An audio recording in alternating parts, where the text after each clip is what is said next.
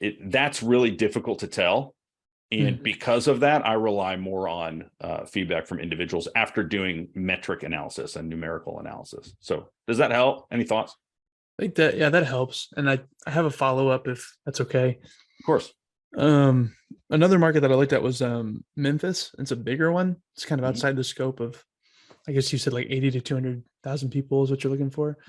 Mhm. The plus side of Memphis for me is I know a lot of real estate investors there, and I do kind of know the market probably best.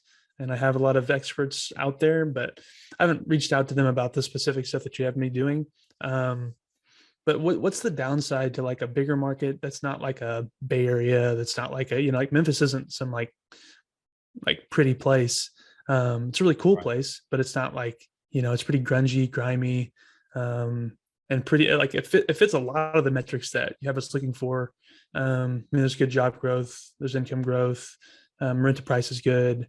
Mhm. I'm wondering what would be kind of scary about a bigger market. Yeah, that's a great question. So part of the reason that I say focus on that range isn't because that's a hard rule, just because you're going to have a higher likelihood of finding a market in that range. Because as home prices go up linearly, rent prices don't go up linearly. They go up almost tailing off like logarithmically. So if you have a $500,000 house, you would have to rent it out for $7,500 a month for it to be 1.5% rent to price ratio. No one's going to pay 70. Very few people are going to pay $7,500 a month for rent, right? So it doesn't trail. And usually larger metros have a higher median home value.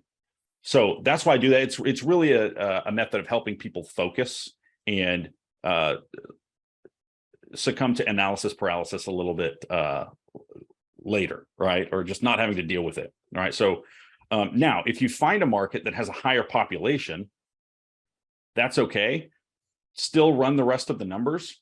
One of the trade-offs that you'll find though is you have more competition. If there's more people there, there's more competition. And that's not necessarily a deal breaker. That doesn't mean that's a bad situation. It just means that you need to be able to make decisions faster.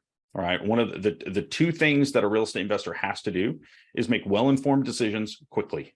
You can't pick one of them, because if you just pick well-informed decisions, you're going to take a long time and then the property is going to be sold.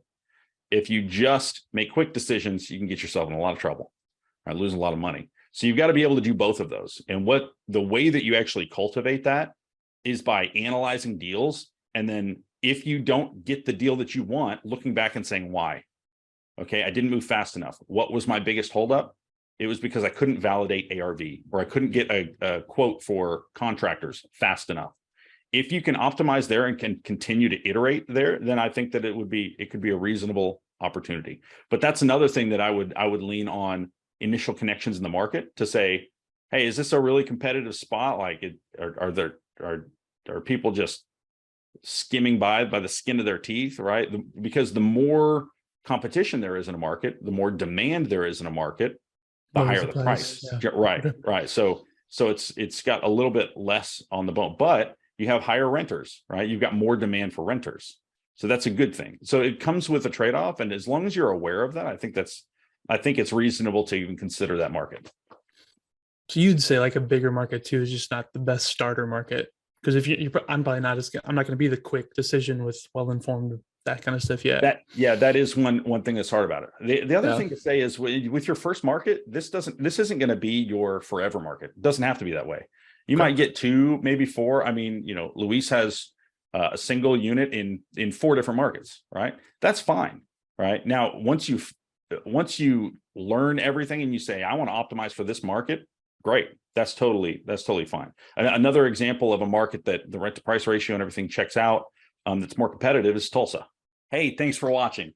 If this was helpful to you and you want to keep learning the most productive insider secrets about real estate investing, subscribe here.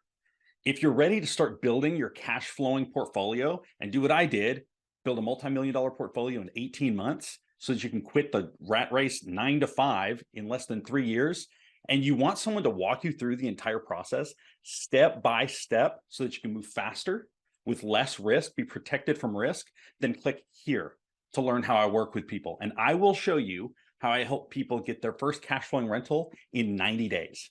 Don't stay trapped. become financially free so you can do what matters.